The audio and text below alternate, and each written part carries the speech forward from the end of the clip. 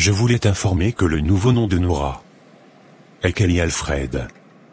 Je lui ai proposé de venir vivre chez moi. Mais sa mère a réagi de manière bizarre. Comment ça se fait qu'elle s'appelle Kelly Alfred maintenant? C'est un changement soudain. C'est moi qui lui ai suggéré de prendre mon nom de famille.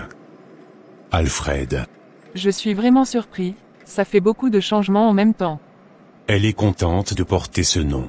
Si la mère de Nora se comporte comme ça, c'est qu'elle doit avoir ses raisons. Peut-être qu'il y a quelque chose qu'elle ne veut pas que tu saches. Qu'est-ce qu'elle pourrait bien cacher? Je ne sais pas, mais ça pourrait être lié à son passé. Tu devais en parler directement avec Nora, pose-lui des questions. Je ne veux pas qu'elle se sente mal à l'aise. C'est vrai, mais si elle a des choses sur le cœur, ça pourrait lui faire du bien d'en parler. Et puis tu es là pour la soutenir, n'est-ce pas? Oui, tu as raison. Je veux vraiment l'aider. Mais je ne peux pas non plus mettre sa mère dans une position délicate. Peut-être que tu pourrais aborder le sujet doucement, sans accuser sa mère, juste lui demander comment elle se sent par rapport à tout ça. Je vais essayer d'en parler avec elle ce soir. J'espère qu'elle sera ouverte. Je suis sûr qu'elle appréciera. Je veux qu'elle sache qu'elle peut compter sur moi.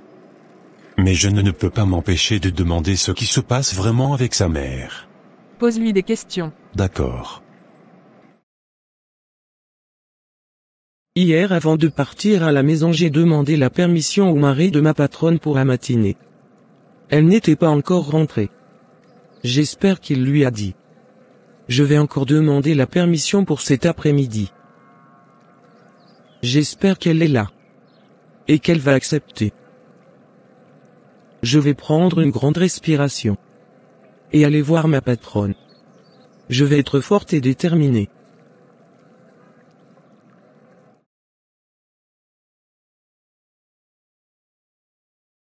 Clémentine. Pourquoi tu n'es pas venue travailler ce matin? C'est inacceptable. Je suis désolé. Mais j'avais une course importante à faire pour ma fille. Une course importante. Et tu penses que c'est une raison suffisante pour t'absenter sans même me prévenir? J'ai demandé la permission à votre mari. Vous n'étiez pas encore rentré quand je partais à la maison. Pourquoi tu as adressé la parole à mon mari? Tu devrais me consulter directement. C'est moi ta patronne. Je comprends. Mais je pensais que c'était une décision raisonnable. Je ne voulais pas vous déranger. Ce n'est pas à toi de décider. Tu aurais dû m'envoyer un message. Ou m'appeler. C'est une question de respect. Je suis vraiment désolé. Je ne voulais pas vous manquer de respect. J'ai juste pensé que c'était une situation exceptionnelle. Exceptionnelle ou pas? Cela ne justifie pas ton absence. Je suis désolé mais je dois te dire que tu es renvoyé. Je vous en prie madame. Ne faites pas ça. Je suis désolé pour ce malentendu. Il est hors de question que je revienne sur ma décision. Tu as manqué à tes responsabilités. Je comprends que vous soyez en colère. Mais je vous assure que je ne ferai plus jamais ça. Je suis une bonne servante. Et je n'ai jamais eu de problème avec vous auparavant. Peut-être mais cela ne change rien à la situation actuelle. Les règles sont les règles et tu les as enfreintes. Je vous demande pardon. Je ferai tout ce qu'il faut pour réparer cela. Je ne veux pas perdre mon emploi. Je suis désolé. Mais ma décision est prise. Tu dois comprendre que je ne peux pas laisser passer ce genre de comportement. Très bien. Je viens d'apprendre mon salaire ce soir. Je ne peux pas partir sans ça. Tu peux venir. Mais je ne te garantis pas que tu recevras ton salaire. Cela dépendra de la décision finale que je prendrai. C'est juste j'ai travaillé dur dans cette maison. Je mérite d'être payé pour le travail que j'ai effectué. Je comprends. Mais cela ne change rien à la situation. Tu as pris une décision qui a des conséquences. Vous ne savez pas à qui vous parlez comme ça. Vous allez me donner mon salaire sinon vous allez le regretter. On verra bien. À ce soir.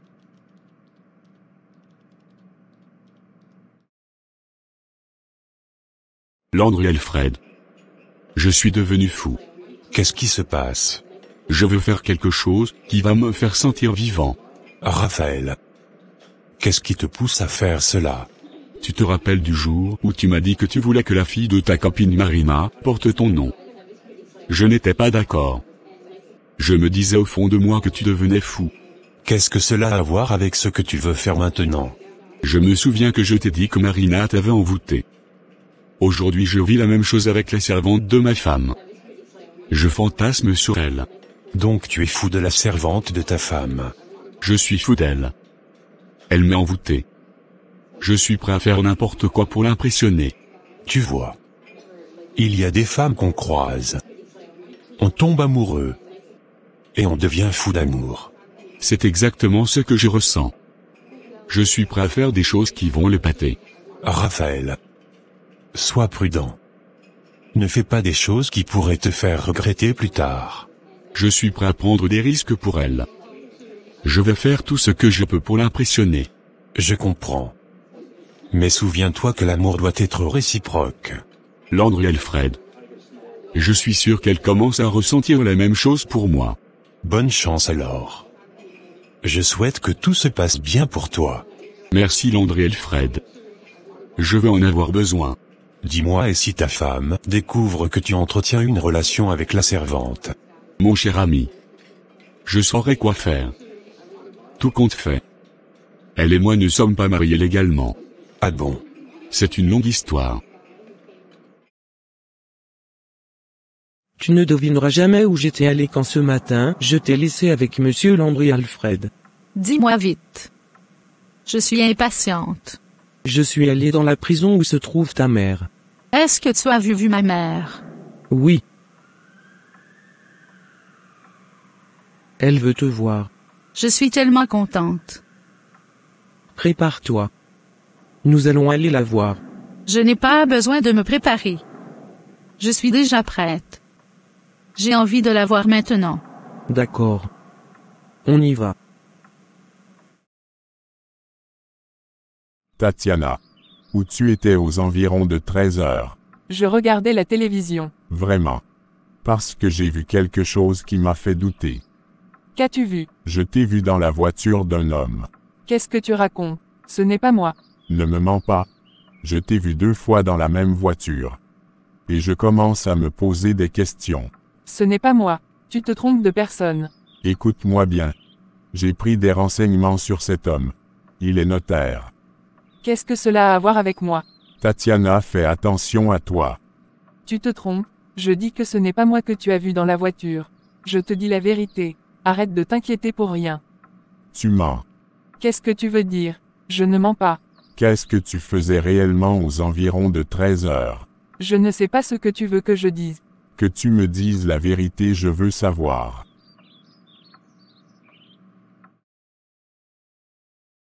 Patientez un instant, je finis de faire un rapport.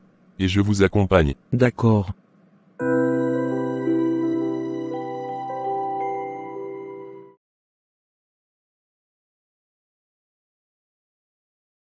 Maman.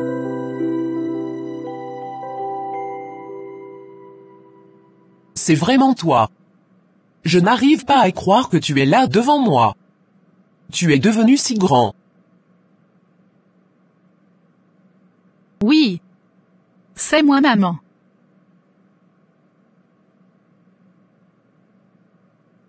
Je suis tellement désolée, ma chérie. Je sais que je t'ai laissé seule pendant toutes ces années. Je n'ai pas pu être là pour toi. Et ça me brise le cœur. J'ai souvent pensé à toi.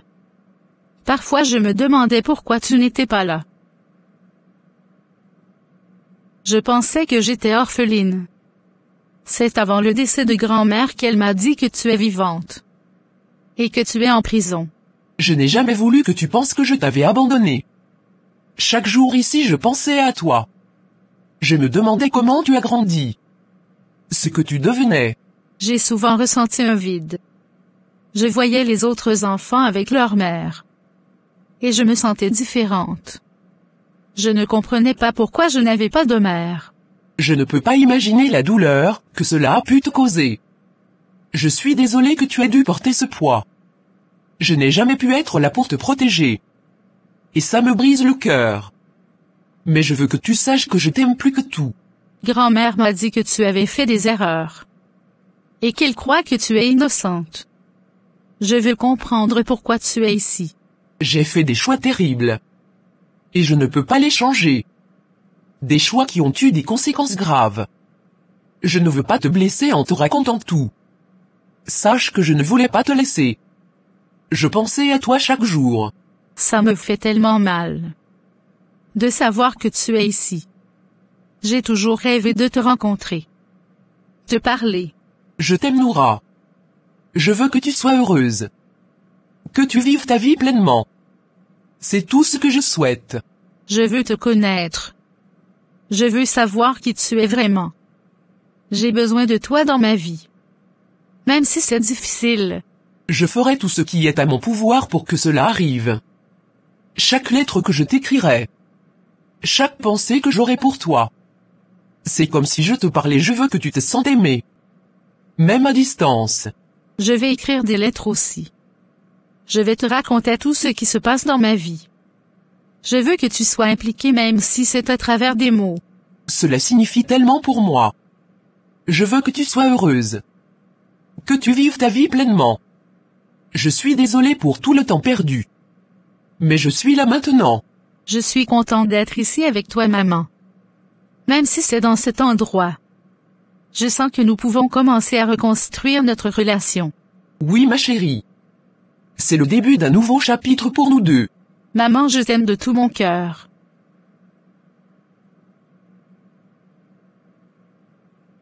Marina m'a tout expliqué concernant le monsieur qui vous aide. Elle a fait croire au monsieur que je suis sa fille biologique. Elle me l'a dit. Maman. Je veux que le monsieur sache la vérité sur nous. Je veux tellement qu'elle lui dise que je suis la fille de son amie de chambre, quand elle était en prison. Ce monsieur est notaire. Il peut contacter des avocats pour t'aider. Est-ce qu'il t'a dit que je porte le nom du monsieur? Et il m'a proposé d'aller vivre chez lui. Mais tante Marina refuse. Je comprends que cela peut sembler tentant. Mais tu dois vraiment écouter ce que dit tante Marina. Elle veut te protéger. Même si ce monsieur vous aide, il reste un inconnu pour vous deux. Mais si c'est pour accepter son aide, alors il n'est pas vraiment un inconnu. N'est-ce pas? Il a été là pour nous quand nous avions besoin d'aide. Je sais qu'il a été utile. Mais il est important de se méfier.